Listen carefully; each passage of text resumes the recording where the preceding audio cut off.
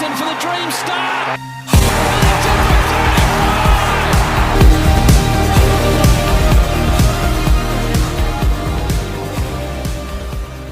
Welcome to another episode. My name is Dean Vass. You can find me on X at #Kangas, Instagram #Kangaroos Podcast. That intro, I miss Ben Cunnington. I really do today. And tonight, I welcome back the lovely Siobhan Rowe. Thanks for coming on, Siobhan. Straight after the game last night, pretty much. I don't even know where to start today's show, but a shocking performance. Some have even described it as the worst performance of the year. That's through the media. There's been some shocking games this weekend, by the way. 101-point loss, and there's certainly questions about the direction of the club on and off the field, Siobhan, because these games are happening far too often for my liking. Yeah, we were just saying off air, Dean, that thank you for the intro, but it's insane that we're back here again. I really thought that we were well and truly over 100-point losses.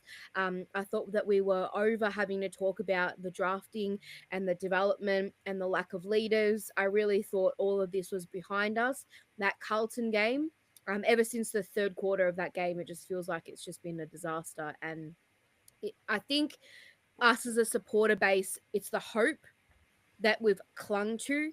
But once again, we're destined for another bottom two finish. This is 6 years in a row in the bottom two. And I think the most frustrating part about all of this is that there's no transparency at the club at the moment. Clarkson speaking in his press conference about we know where we're at and we're young, we're this, we're that. I think that they've got it wrong. If we knew that where we were at, we wouldn't have traded away our first round draft pick for this year for Matt Whitlock.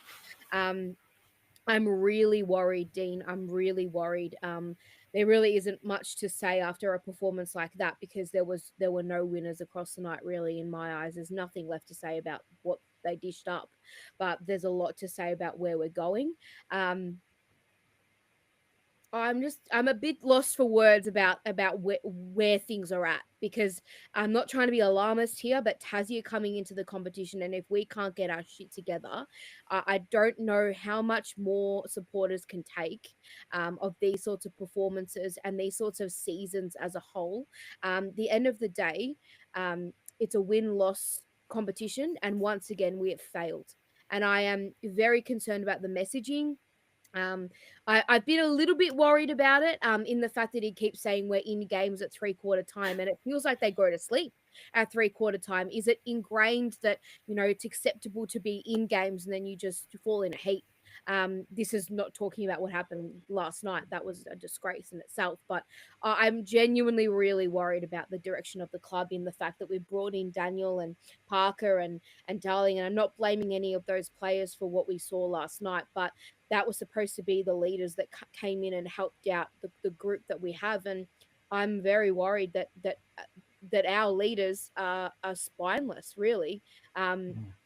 There's Jai Simpkin as captain of the football club, and this is not me directly having a personal attack on him, but if that's who your leader is, I feel like it says enough about where we're at, because his ability to turn the football over is unbelievable. And if he's the role model that the youngsters are looking up to, then no wonder we've seen no improvement in Sheasel, and he's going backwards at a rate of knots. And LDU is stagnating, and we don't have winners across the park because there seems to be a strange stagnation in development of our players that I can't put my finger on why this keeps happening. And it was mentioned last night on the broadcast, but when are they going to start doing some soul searching and wondering why again and again this keeps happening, where we lose games by 100 points and they put in insipid performances like that? It's a worry. It's a worry, and maybe I'm hurt, and I think I'm frustrated because we've dealt with so much, and it felt like there was a bit of light at the end of the tunnel, and now it just seems like it's another bloody train. So it's difficult to reconcile where things are at and where we're going when this is the type of performances that we dish up. There's a lot to unpack there. Now, I want to talk about Clarkson's presser last night. A few points there. Now, he said our backline is very inexperienced, and Jeremy Cameron has more games than our backline combined. Griffin Lowe, 93 games. Caleb Daniel, 211, which is 304. Jeremy Cameron has 273. That's just two players, so that's bullshit.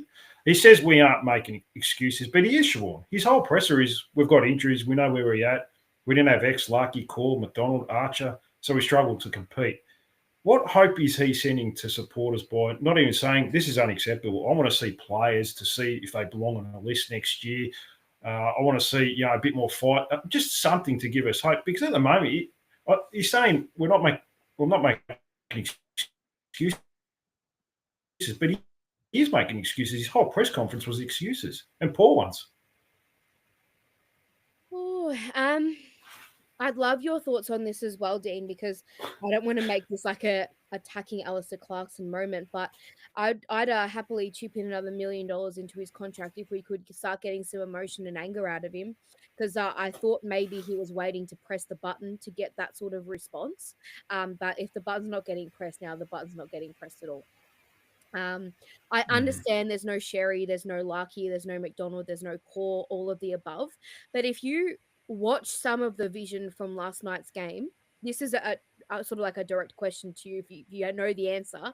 But can you understand the defensive system in the game or what our actual game style is? And Griffin Logue's a lazy footballer. That's just my personal opinion. And I think He's terrible. people up the ground, not doing the backline any favors. But when you're 55 meters off your man and you're giving so much space to players, and it's a weird setup. I don't really understand what's going on sometimes and how forwards are allowed to be by themselves or have so much space. I mean, the first goal of the game, Jeremy Cameron's rolling around and gets a cheap handball, and it's a goal.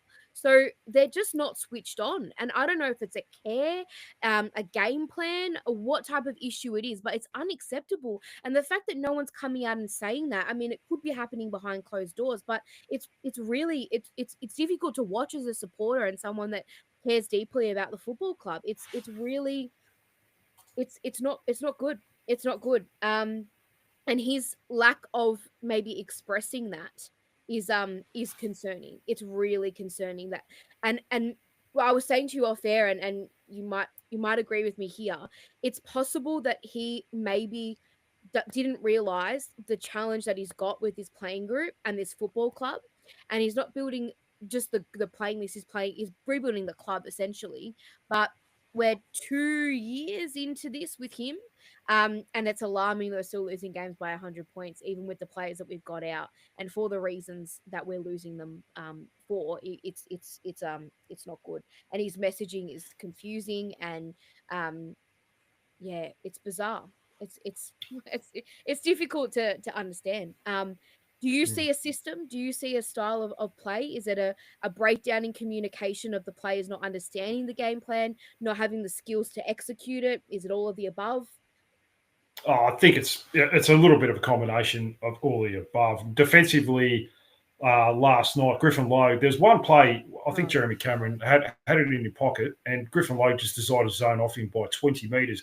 Everyone in the crowd knew the Geelong players were going to kick it to him. He kicked it out of full, but that's not the point. I mean, it wasn't a hard shot, and he's just decided to zone off. I don't know what he was doing, protecting space that didn't matter.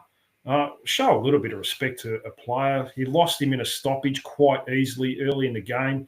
There was bad signs early, a handball received from 60 metres out, no one near him. The signs were really bad. System-wise, I don't know what they're doing at the moment. I don't think they know what they're doing.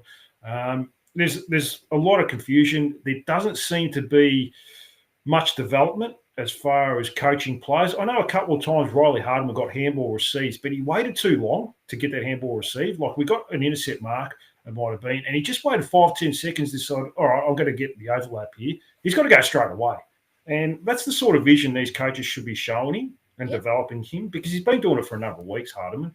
And I'm not having a go on him. He's a very good player. He's going to be a very good player. But, there's a lot of issues there at the moment. They're not developing the players. I don't know what these assistants are doing, the development coaches. I don't know. But there doesn't seem to be much of a review. It just seems to be just show up each week and hope for the best. But you can't afford to do that. So, there's issues at the moment. Ross Bordeaux came into the chat. If we don't make major changes next week, we might as well just give up. The attitude was the issue. I don't mind losing, but our leaders were giggling and treated the game and the fans as a joke. Now, I tweeted about this. There was a couple of players. There was certainly a lot of players just giggling and laughing, being 10 goals down with Jeremy Cameron every time he had a shot. And one of them was the captain. He's sitting there laughing and giggling with the player who's matched up against on the weekend, and that's not good enough, Siobhan. And yeah, it's quite disappointing that we see that from a leader. I don't know if you noticed it during the game, but I don't know what the TV coverage was like, but it almost looked like, supporters are hurting and they are a breaking point. We just don't see that from the players enough, Siobhan, right now. Did you notice that, or was it just on the ground you could sort of see it? No, I think I noticed it on the TV as well. I think the broadcast, I think it was actually a little bit shocking. Like I don't know whether or not that's the right word to use, but I think players are, I don't know if they're conditioned, Dean, at this point in time. And we are at historic levels of low in terms of where we're at as a football club. And it just seems like they're just so conditioned to losing that it doesn't affect them anymore. It's not as if it's a disappointment or a hurt. That's the way I interpret it. I could be wrong, but it's as if it's expected, and it's a shock when it's not. That they're in front or they're competing. It's an expectation that we go out and lose. And if you're outmarked, apparently it's okay to have a giggle and a laugh, and it just, all of it stinks. Everything stinks to heaven to high water at the moment. And I had a good laugh to myself when in the first quarter, for some reason, they thought that Zach Ban should become Luke Jackson, and he was the right target. There's just so many bizarre things happening, and this was when we were in the game, when it wasn't gone, and they'd lost all hope and confidence. So I think there are issues everywhere. We have so many players that are just not at AFL standard with their skill level. And that's what's really concerning as well, is the lack of skill in this side. So in terms of attitude and having a giggle and a laugh on the ground, I just think no one holds anyone accountable for poor decisions on the field anyway. There are, oh, it's all right, mate. Next time. Well, 6 years is a long time to be in the bottom two. Aren't they sick of losing? Aren't they tired? We're tired. So it's like, it's just I don't, it's really hard. It's really hard. This is a really good a good time to reflect on maybe where we're at as a club with so few weeks to go in the season. But I actually don't even have faith that they've got a response in them, because they're just so conditioned to losing. How do you change that, Dean? How does that change? Is it the master coach that we've got, or so they say? Is it bringing in more leaders? Like, the only way to change it is by winning, and they're just not capable of doing it. They're not capable of competing against sides that are above them on the ladder. It's hard to watch. I think that's probably one of the easiest things to change is attitude and mindset going into a game. I don't sit here and say you have to run through players or anything like that, but put your head over the ball when you have to go.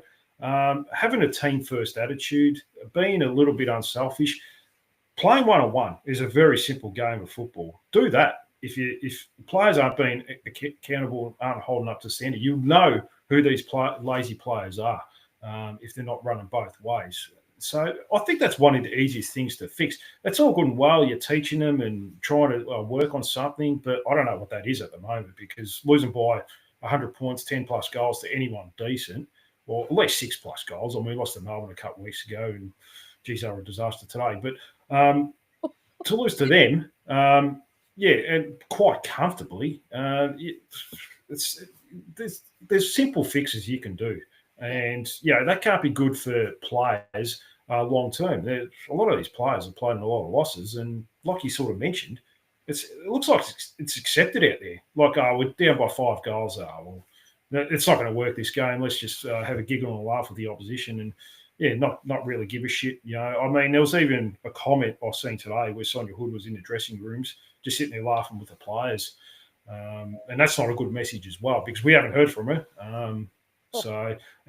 There's a lot going on. I know Ross came in. He said Logan McDaniel need to go if they're relying on core or oh my.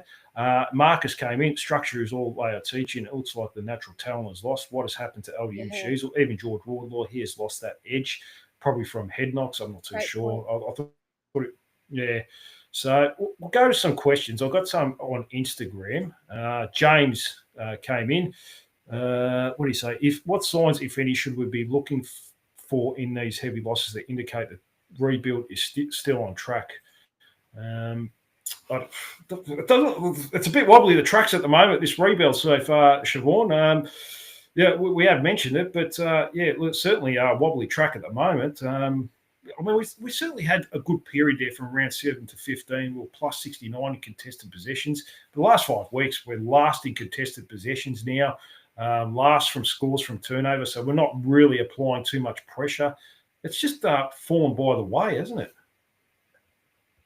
The midfield's a really interesting topic to discuss if you bring that sort of I mean, in my personal opinion, I feel like the pendulum has swung so much to suggest that Tristan Sherry is the next captain of this football club, because clearly we're completely lost without him. And I understand he's a great player, but and I respect that they haven't had him the last 2 weeks, but it shouldn't, result in losses like we had on Saturday night. But is this midfield as good as we think? So we've spent 6 years, let's say, building this midfield and taking every midfielder under the sun, much to our detriment.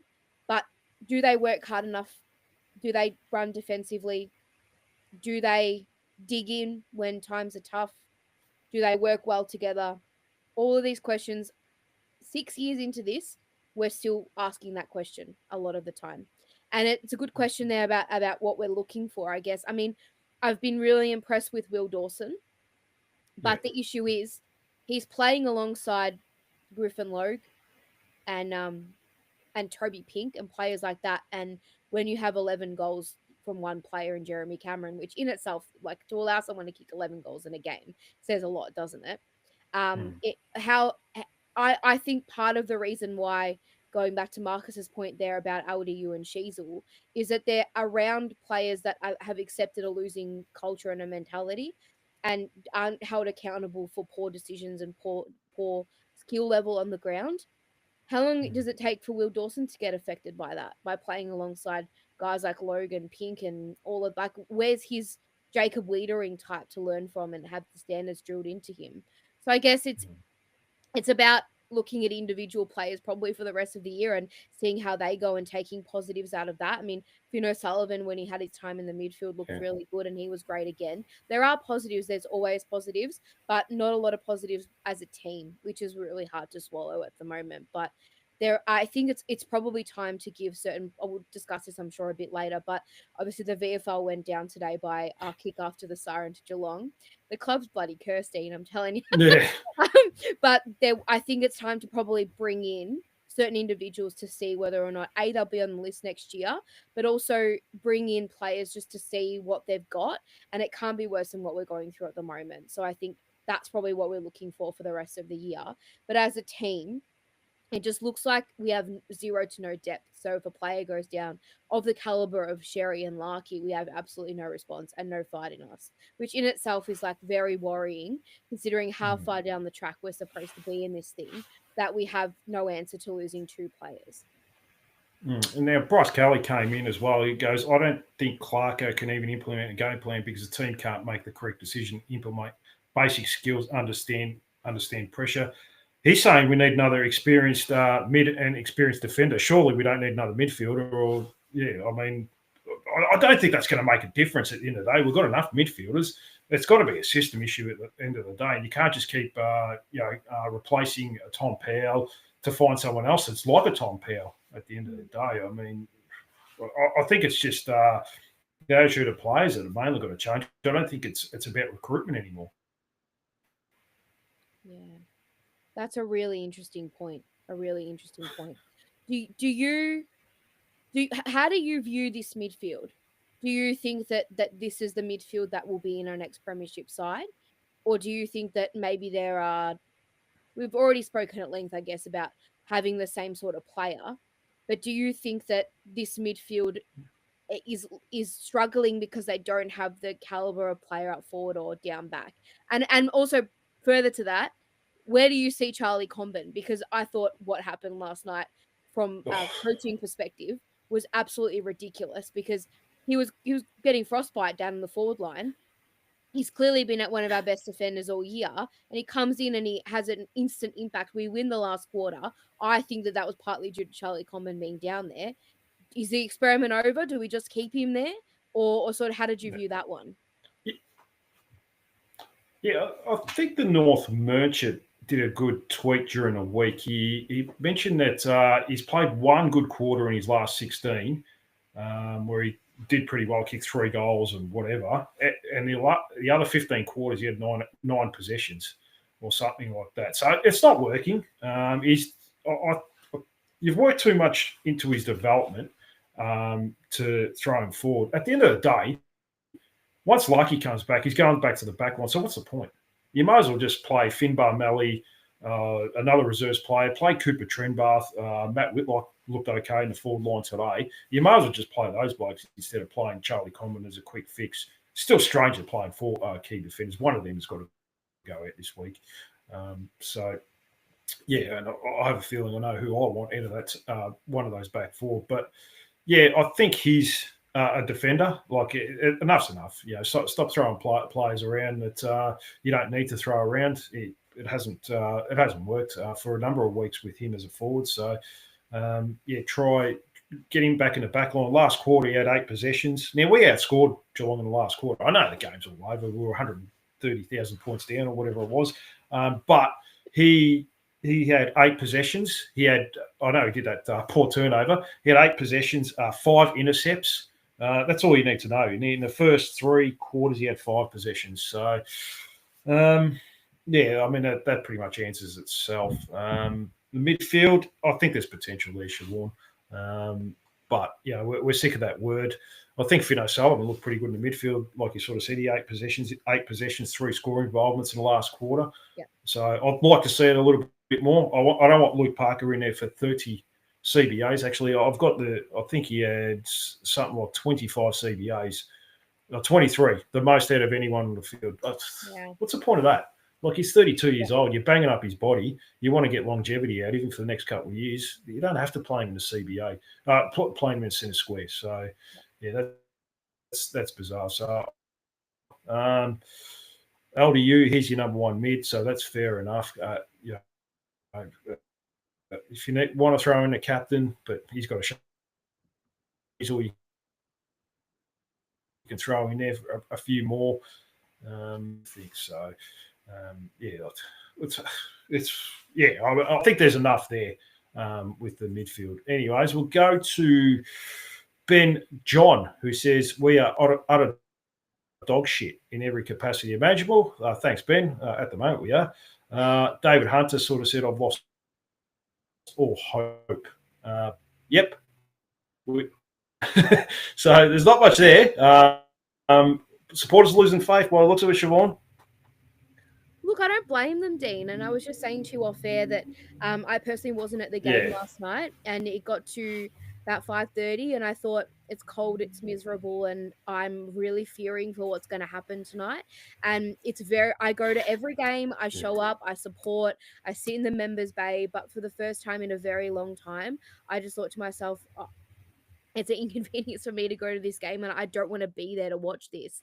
And I'm embarrassed to say that, and I love the football club, but my spirit's a bit broken. And then I feared it, and I thought maybe it was going to happen, but it was still painful to watch.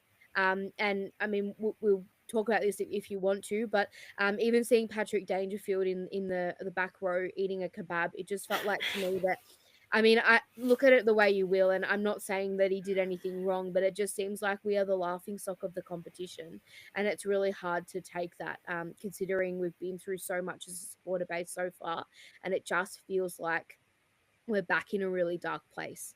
So I totally sympathize with all the supporters that are frustrated. I think we're all frustrated, and I think we're more frustrated by the fact that we're getting spun bullshit. I'm really struggling to understand. I know he's brought stability. I know he's brought all these things to the football club, but it's time that maybe they recognize and come out and say, we thought that maybe we were better than we were, and this is going to take longer and it's going to be harder to get all these pieces together. But I just fear for years more pain, considering we're talking about this midfield group and all these things in the conversation. But it just, to me, looks like there are a lot of players that are lost.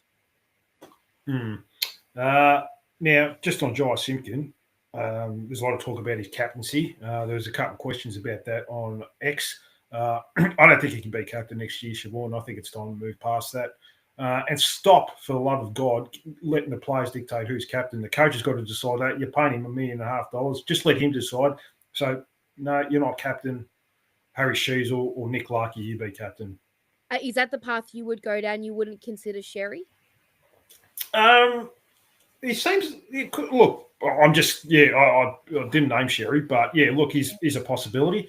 Yeah, definitely. Look, he leads from the front. He's really good. He was at the VFL today talking to Taylor Goad, trying to get in there, help him. He's been at AFLW games, but there's been no other senior players there as well. So he seems to be set a good standard as far as off-field as well goes. But, yeah, look, I'll definitely consider him, but I think Jai Simpkin, no, I don't think he can keep going down that path. He's not setting a good example. Like last night was a joke for him, and he seemed to be pretty happy getting a thumping. Yeah, I know he did that big speech at the end of the game, but words mean nothing. When during a game you're having a good laugh with Jeremy Cameron, you're having a good laugh with Liam Humphreys. You're laughing when you lost a 50-50 contest. Well, he probably should have scored it 20 metres out to a player that's on the fringes of another team. To me, that's it. It's time to move on from him as captain. Changes have to happen. Now, I don't know if they're going to make any other changes besides that, but the buck's got to stop somewhere. And, yeah, he's probably the easiest one to do at the moment, Siobhan. Do you think there's a lack of accountability at the club when it comes from top to bottom, that no one wants to take responsibility or turn this thing around? Is that the issue? I mean, I know this is it's a silly thing to ask, probably, but to me, it looks like no one wants the responsibility of being the one to go, I'll turn this thing around. It doesn't look like that. And I know it's not an individual problem. It's a system problem. It's a group collective thing to turn our fortunes around. But it just looks like when things get a little bit hard, everyone folds. And I'm sick and tired of watching opposition midfielders have 50 disposals every week too. Yeah, Bailey Smith. There's no accountability for that either. Bailey Smith was running around taking the absolute P155, and the week before it was who was it? It was Isaac Heaney, who was also we're a laughing stock. And I don't know why the players from the outside looking in don't feel that passion, that burning sort of, we're sick of being shit kickers, because that just constantly is how it feels. And we don't have leaders that want to stand up and change this. That's what really worries me, Dean, is that I think and I love, this was mentioned on the broadcast again, and it was a really great comment made by Kath Lochnan. I'd love to have a sit down with Luke Parker and some of these guys right about now, who at the start of the year said, oh, they're doing everything right. It's just the small things that aren't clicking. Well, in a year in pretty much to his tenure at North, I'd love his thoughts on where things are going wrong and why we're still in this position. Is it small things that aren't clicking? Is it that the players aren't skilled enough to execute the game plan? Is it that they're getting their flair coached out of them? Is it I'd love to know a little bit more about what's going on in the four walls of the club, because something's not right. It's not right. We shouldn't be here so far in. It's difficult. And it's difficult to understand why certain people still have a job. I mean, I know it's not all about drafting, but Rawlings, Dean, we knew that this was going to be really, really difficult when you've drafted so many mids. But oh my God, I can't believe that most of our top picks have not been key position players. And to add salt into the wound, you've got Nate Caddy and Dan Curtin and all these guys that just look like superstars for their football club. And it's just, it's really difficult to reconcile. Marcus came in as well. Our midfield can't defend a win ball first. That is not a good balance. No, unless they get first hands to it. I think they've been shown that without Sherry, they look pretty average. the last couple of weeks in particular. But I thought Brynn Teakle actually played all right. You talked about Rawlings. I made my feelings quite clear about Rawlings for about the last 12 months that, his list build has been far too imbalanced. But we'll continue on with some questions. Rue Tragic came in. Time for on and off field accountability appears to be an outward complacency by those who allegedly represent the members. A 4 times premiership coach who appears content with the state of things is worried too many mentally impacted by culture of losing. Clean house time. I think we've sort of covered that. Batesy sort of came in. We can't keep playing Chom Ford. We talked about that. That's pretty obvious. There was M. Neal sort of talked about Sheasel and LDU, and they're a shadow of themselves. There's talk about standards. Harvey South came in last night. What was the type of game that brings sackings? Do you think the club will act, which they probably won't, or do you think someone will fall by their sword and resign? First person to go for me would be Rawlings. It should have happened long ago. So he's off the Rawlings train as well. It looks like I had to laugh during the week when Taylor Goad was doing that stuff and he decided to put a TV in the recruiting room. And people are sort of saying, well, did Rawlings just realise that you probably have to watch some video of players right now? I don't know. I got a good laugh out of that. But maybe he's just got it there to listen to the Gettable podcast so he knows who to draft from Cal Toomey, Siobhan. Oh, Dean. I got to get some humour into this, don't you? Yeah. It's a good defence mechanism. It is. How much... I don't know much about how this all works, but how much merit do you put on the board and the people that are on the board and the operations sort of behind the club? Do you think that it's time that some pressure goes on the decision makers in that capacity? I think they're getting a lot of pressure now. I certainly feel that. I don't know the relationship much about Jen White and Sonia Hood, but it seems like more of a friendship. She doesn't look like she's getting challenged much by Jen or vice versa. Yep. But the onus is certainly on it. And I think the silence by not just saying anything, it's all good and well when the team's going okay. When we had that good 8-week period, she decided to do a letter of members and so forth. But the silence is deafening right now, and she seems to go missing every time. And you've got to be held accountable for that. I mean, it's not all her fault, and I think she's getting a lot of backlash that's undeserved a little bit. I mean, everyone wanted Alistair Clarkson as a senior coach, and we got him. It's not her fault that hasn't worked. Brady Rawlings, I think he might have started before she came in. There's been no real criticism of him until the last 6 months, really. Yep. Obviously, it's been found out a lot more. At the end of the day, she can't play for the players as well.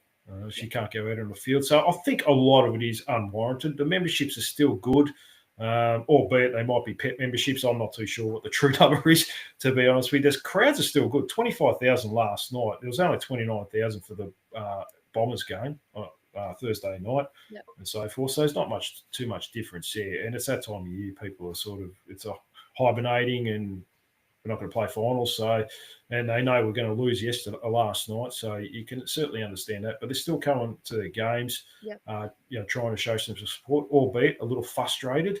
So, what do you think? Do you think the board should be held more accountable? Do we need a new board, maybe? There has to be some change, and I don't think personally, and I know some supporters don't agree with it, but I don't think we will make a move on Clarkson. I don't think we should. That's too much money, Siobhan. We can't afford to get rid of him. Yeah, and I also think that he is the right man for the job, but I think maybe he underestimated how big the job was going to be. Yeah. And that's why we're getting what we're getting right now. So it's interesting to see how many assistants get moved on. I think a lot of that needs to change. And I know Michael Barlow is coming highly touted, but there has to be question marks on the way that some of our players are getting developed. If it's a and the fact that they're playing around, and I mean this not personally, but around losers, around players that just don't know how to kind of win. Is it a coaching, a system issue that's coaching the natural talent or flair out of certain players? What is it that's I think Harry Sheets was the prime example. I mean, what's happened to him? What's happened to some of the individuals? It's crazy. And where's the defense gone in our game? Where has the defense gone in the game? It's it's alarming to watch that. So I think it's more a footballing issue than anything else. But um there has to be changes made somewhere, because we cannot go on like this. Especially the next 4 weeks are huge. We have the Giants, we have Adelaide, and if it's another 100+ point dropping, that's where we ended last season as well. Don't forget the Yeah. disaster last year. So if we end the year the same way, in my eyes, we haven't really made that many steps forward. I know we have, but it's also it's difficult to understand the platform we're going to burst off next year, and we don't have a first round draft pick. Where's our improvement coming from other than internally? But it feels like a lot of the players that we're hoping improve get to their second, third year and then just die off. So there has to be answers to all of these things, and um, I don't know whether we've got the right people in the right places to ask those hard questions. I think, like you've mentioned sometimes too, Dean, is that we seem to be a really nice football club. I think we need to maybe get a bit more ruthless, a bit more angry. It just seems like we're meandering on in this rebuild and we're not getting anywhere.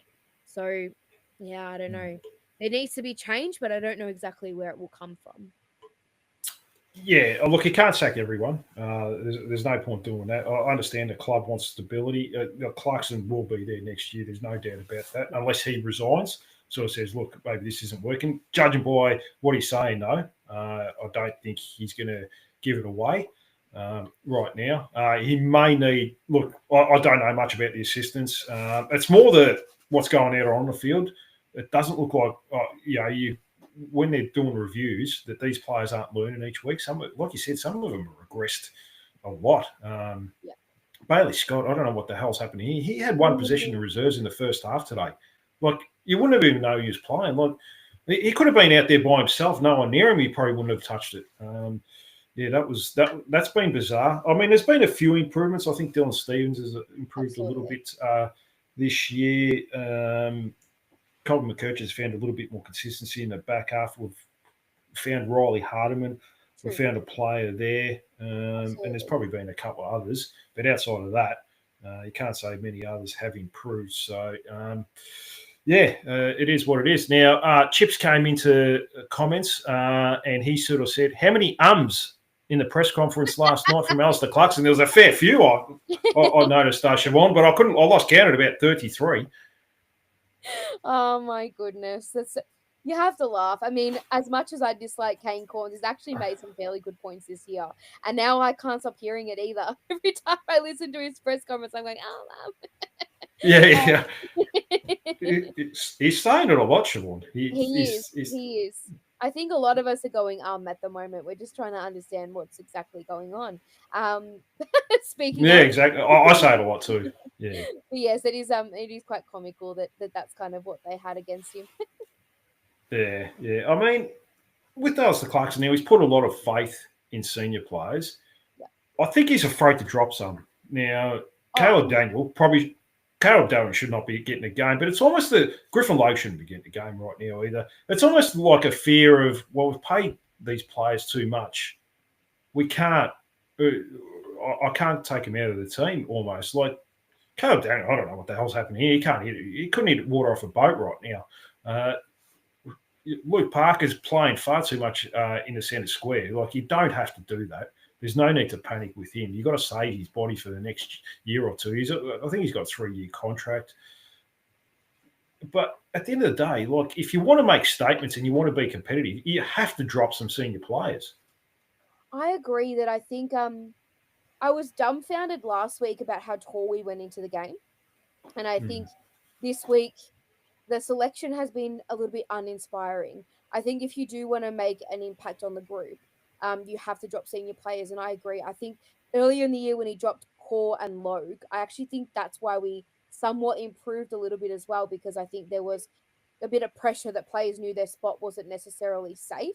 And I think personally for the rest of the year, it's time to give Geordie Payne and Eddie Ford and some of these players just who are teetering on the edge of either being here next year or not, give them a run, see how they go. It can't be much worse than what we're experiencing at the moment.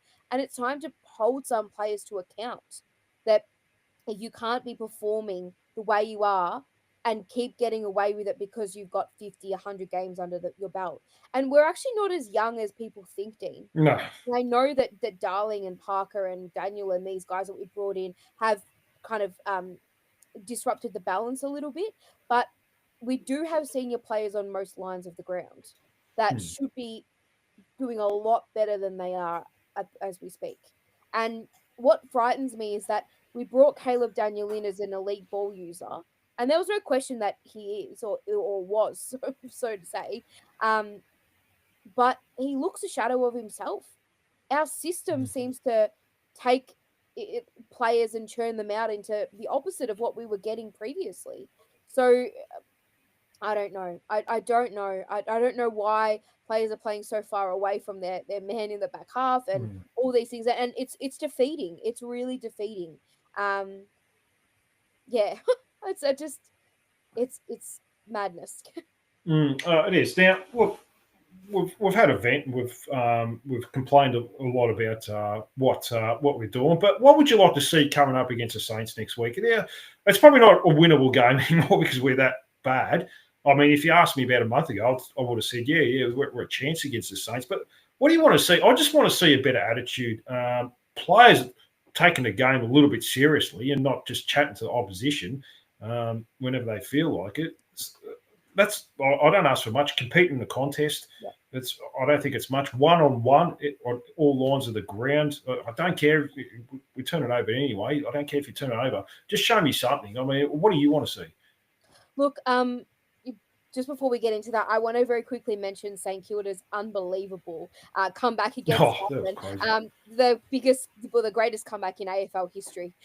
So that's record of time, yeah. Yep. I have never in my life seen anything like that before. And Nasiah Wanganeen-Malera is worth $10 million a year. That kid is something incredibly special. So, of course, we get St Kilda coming off that. They're going to be riding the coattails of an unbelievable victory, really. So that's great for us, of course. But in saying all of that, obviously St Kilda are what I wish we were at the moment a little bit, which is they've got a lot of young kids that are actually dragging the rest of the team on their back and showing a lot. And as much as Ross Lyon can be a pain in the ass in terms of aesthetics on the eye with his game plan, he drills home defense and he drills home team defense. And he always has his team competitive because they are well in tune to that. And that's what we are not capable of. We're not capable of team defense or defense. So you ask what I want to see in the game next week is that. And we've been competitive in games when we have applied that pressure. We've been manic in our pressure and team defense. And going back to one-on-one defending, I think when we were doing that, we looked really promising too. So that's what I want to see. I want to see competitiveness and a defensive mindset. And offense will flow off the back of that. I think we've lost that. I think we're so worried about the offensive side of the game that the defense has just fallen in a hole. So I'd like to see us play like St Kilda play in some ways too, almost model what they're doing in some aspect. So you have to give us something. Next week has to be an effort, an effort from everyone, a team based sort of attack. Otherwise, I don't know. I don't know what to say. I don't know how much juice is left in the tank as well with our group, but they've got to dig deep and just play for each other. At the end of the day, like they do a lot of talking, but talk is becoming very cheap at the moment. So, and let's go to selection. Now we talked about making statements. They've got to make a statement at selection. I'll drop the captain, not based on his game. His game wasn't awful. Just his attitude towards the whole game. He was just sitting there laughing and giggling, talking to Liam Humphries, talking to Jeremy Cameron when he missed a goal. having a laugh with him. I'll drop that and I'll bring it up in a review. This is not what's acceptable. If you're going to have a laugh with Liam Humphries at the start of the second half, I have a laugh with him saying, if you're going for the ball, I'm going to rip your head off or something like that. Be intimidating. But yeah, that's what I want to do. You've got to make statements here. And if you're going to just keep rolling around the same thing, then the definition of insanity is doing the same thing over and over again and thinking you're going to get a different result because it's not working, Siobhan. I don't care if we lose by 5 goals. If you drop the captain and other players step up, there's players that are out of contract that are desperate to get into that team. And we've seen that in the reserves today. I want to see some selection integrity as well, Siobhan. Yep. I like it, Dean. I like it. Do I think it's going to happen? Probably not. No, it's not. I can almost see it right now, like Zach Fisher in. He did nothing today as well. I know, and I think that that says a lot, doesn't it, as well, about his sort of endeavour to get back in. But I like it. I really like it because that sends a message to the whole club that there are standards that need to be met, and if you're not willing to meet those standards and have the right attitude, then no matter who you are, if you're the boot starter or if you're Jai Stimkin, the captain of the club, you don't meet it, you're gone. So I like it, but I don't think it's going to happen. I think that the club is so desperate to cry out for leaders that they're going to take what they get from Jai Stimkin, which at the moment is not a lot. But I'm not opposed to it. I like it.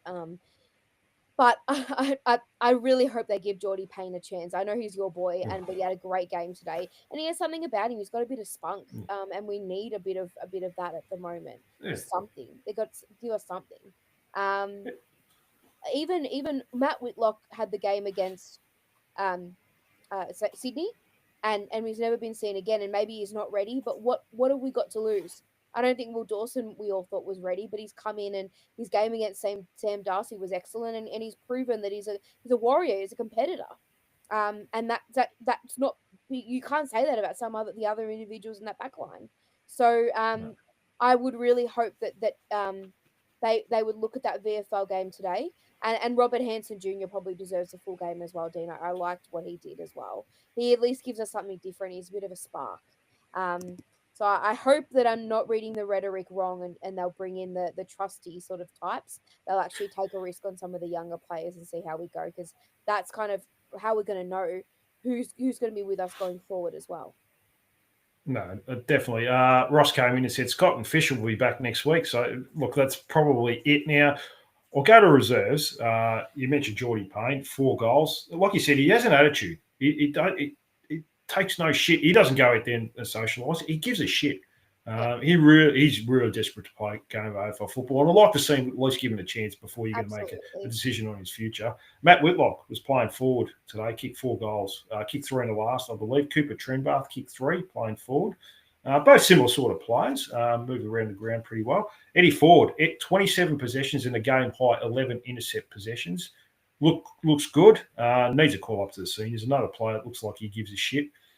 George Wardlaw, 19 touches, 6 clearances. Braden George played on a wing, Siobhan.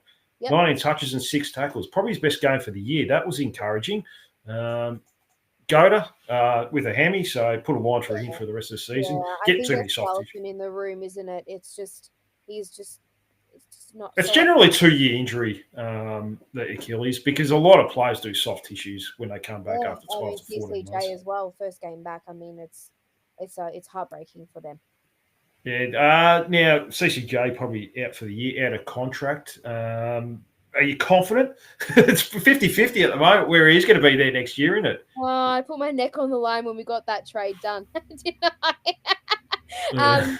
It'll be interesting because I do feel like it's either him or Teakle, and I know you had a discussion on this the other week, and I'm probably leaning the way of CCJ as well, just because I still truly believe he's got a lot of untapped potential. Call me delusional, and I very well could be, but I feel like we know what we're getting with Bryn Teakle, and he's been mighty to step in. Yeah, he's barely been rucking in the reserves team, and he's come in and he's had to face Max Gawn, and he's had to face some decent players out there. So to be fair, I do like what he's done for us. But I think they'll probably give CCJ another contract just purely because he's been unlucky with injury, and to me has a bigger ceiling. Yeah, look, there is a player there. They're both 26. Yeah, I think Bryn Tinkle will know the player he is. And look, like you said, he competes hard, but you want to develop Taylor Goad. So, and he'll probably get opportunities next year. I don't know if he'll get one before the end of the year. I doubt it. Nick Larkey will be back this week by the sounds of it. Inflatable Cactus came in and with caps locks. That's always a bad sign when someone does that. We have had enough. We need blokes. Don't know, give a decent Mr. Hankey. The fans are desperate. Get angry north. Yeah, no, fair message there, Inflatable Cactus. So, I like it. yeah, but It's true. The fans are desperate. We want something. We don't want, like, I don't enjoy coming on here with you, Dean, and talking about, nah, who's back and what, like, it's just, but it is at the point now where I don't know how much more supporters can actually deal with. Like, it's been a really rocky road, but I don't know. I don't know. It's hard. And I agree, get angry. We need Dennis Pagan back this week, Dean. We'll get him to do the rev up free game. yeah, it was pretty good. It worked, but yeah, I get someone, get anyone. So, yeah, look, it wouldn't hurt to be honest getting him back, but. Oh, we'll see how we go. Now, Bailey Scott, 10 touches and only had one in the first half, I think. I mentioned him. He had 6 in the last quarter with a goal. Saved his game a little. Robert Hansen kicked a couple goals as well. But, I mean, it'd be nice for some of these players to get an opportunity before the end of the year. Braden George, I wouldn't mind seeing him get a debut. Geordie Payne, I'd love to see get a debut. Eddie Ford, that's a bit of mobility in that back line. Something different. He's a good intercept player, and he plays on a player as well. Get rid of Logue, fuck him off. Pardon my French, but yeah, enough's enough. Stop giving this bloke games. Stop giving some of these other blokes games. If you got Ford, Comben, Pink, you can play Dawson Ford, or you can, or maybe even play him back. I'm not too sure. So yeah, I wouldn't mind seeing him get an opportunity. But yeah, is that the direction you feel like we should go as well? Like maybe give some young blokes an opportunity? I agree. I've got a question for you that I'd love your thoughts on. We've spoken a little bit about this, Dean, but do you think constantly switching positions for certain individuals throughout the year has actually been to their detriment? Do we need to just go, enough's enough? You play back, you play forward, and we're going to develop you and keep you there. Do you think that's part of the issue here? I think it doesn't help young blokes like Will Dawson. Yeah. I think that hurts his development because I'd like to see him develop one position for 30, 40 games before you start trialing him everywhere else, like a Darcy Moore, similar sort of player who played forward for the first 30, 40 games. That's not really working. Let's try him to back line. Geez, it worked pretty well after that. Fair enough if you've got a bit of experience and you played 50 plus senior games. Yeah, we'll try as somewhere else, a forward, midfield, or whatever it is, a run with player, whatever you want to do. But I don't like the idea of a Will Dawson just getting thrown forward and back depending on team needs. How do you see it? I think this is part of the issue is that players are losing confidence when they're put somewhere else. They're not having a great game there, and then they get put somewhere else again, and they, I don't know. I think that's part of the issue with Sheezy. Well, Harry Shees is a good example, Siobhan. Yeah, absolutely, Dean. I'm hoping to God that that's the case, and when he settles back in, we get the same player that created so much play and excitement and took the game on and did all these things, which he's almost been coached out of his game. That's the way I look at it.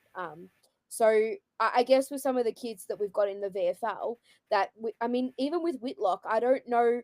Do you think he's a forward? Do you think he's a back? I know he was a bit of a swingman in his junior football, but what's that doing for his confidence and development when he's constantly getting thrown here, there, and everywhere? So I think it's probably time that we just cement players in the spot and we go from there.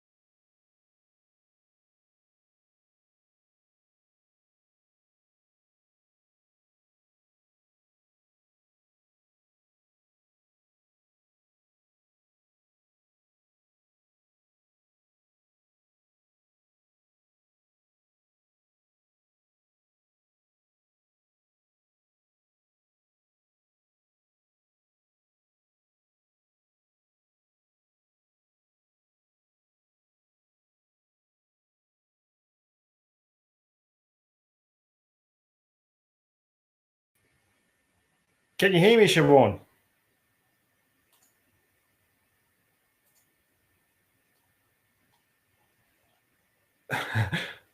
Welcome back. We're back. What a shambles, just like our football club. It just sums up the last 24 hours, to be honest with you. So, yeah, obviously I lost internet connection. So, yeah, it sort of sums up the episode. So, well, not sums up the episode, but sums up our football club. Everything's just fallen apart, Siobhan. Maybe Sonia Hood wasn't happy with what I was saying. So, yeah, she probably just decided Someone to in cut the off. universe unplugged something. Yeah, exactly right. Did you now? Yeah, we've gone through. I think I was talking about player selection and players that could possibly come in. Did you want to add anything else, Siobhan? Look, I think we had Ross come into the chat there and say that the Saints game is a great opportunity to debate do some kids that we shouldn't get battered physically, and I agree with that wholeheartedly. That I think it is the opportunity now to really go through the list with a fine tooth comb and not give, but allow some players who have had some great form in the VFL of recent times to have their opportunity and to see how they go. Do you think we're going to see Will Phillips in a North Melbourne jumper again, or do you think that's it for him? Nah, I don't think so. You might as well put a line through him. He's not going to be there next year, so there's no point playing him for the last month. He can stay in the VFL. There was a big controversial ending at the end of that game. I don't know if you've seen it, Siobhan. A bit of a 50-50 pushing it back, but then they gave away the 50-metre penalty for dissent. I don't know who that was. It might have been Will Phillips, which probably sums up his year as well. So, yeah, that's a really – they won't be playing finals now, you would have to think, but that's a real gut-wrenching loss, wasn't it? After a good comeback too. Unbelievable. The fourth quarter was unbelievable and that's what we want to see. We want to see some spirit. We're looking into the VFL for some hope. I thank God the AFLW season's starting soon, Dean. But even they lost during the week, Siobhan. Oh my goodness. But it was really nice to see them really put in a great effort and some fight, and unlucky in the end, but it just seems like that kind of sums up the tale of the club at the moment. But they had a really spirited comeback and fought really hard, and I thought there was some polish, there was some real guts and determination, and they didn't quite get the result, and we might not see them play finals this year, but there's some real fighting efforts there, so that's good to watch. Yeah, look, there's good spirit in the last quarter. There was 6 goals down early in the third quarter, and they really fought hard. It was streaming down with wind as well in that last quarter. So it was good to see some young kids get that opportunity and do really well. It felt like the defenders were thrown forward, Trenbarth, Whitlock, and the forwards were thrown in the back line, Eddie Ford, and a couple others. Braden George was playing a little bit in the back half as well, but played on the wing. So it's good to see him get a lot of the ball because I was a bit worried there for a period of time. He was almost turning into Jacob Edwards for a few weeks there, where he just getting 3 touches a game, not doing too much. So, yeah, he looked quite promising on that wing. So it might be his position. Who knows? Well, Siobhan, it's been a bit of an up and down last 10 minutes here, Siobhan, a bit like our game last night. Did you want anything else before I let you go? I think all we want to see, Dean, and all our supporters ask for is effort and competitiveness. And if they can bring that to the game, then I'm sure it'll be much closer to 100 point or 1 point loss. So it'll be a challenge against St Kilda, no doubt. But I don't know.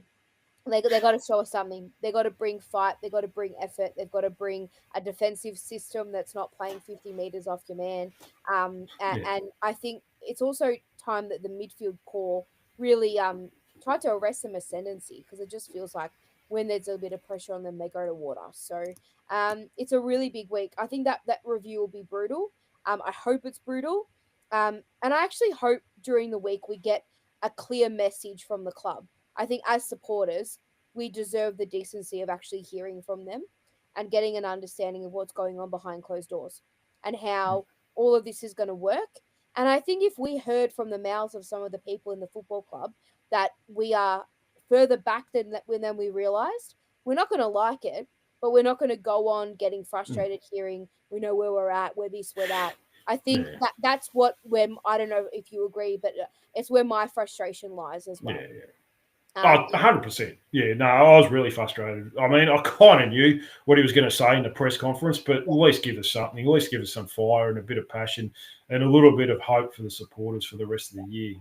because we're not really seeing it out in the football field in particular last probably few weeks. So, yeah, definitely would like to see that. But Siobhan, thanks so much for coming on tonight. I really appreciate it. Tough times. I couldn't get any of the boys on tonight. I was a bit worried about the emotional state on WhatsApp. The message has been flowing in the last 24 hours. I really appreciate you coming on and having a level head.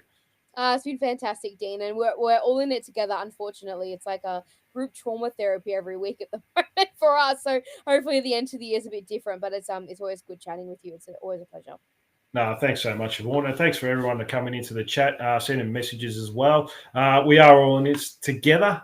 We have to stick together as hard as it can be, but we've got to show a bit of resilience to the supporters as well. That's it from me. Don't forget, like, subscribe, leave a comment, do all that fun stuff.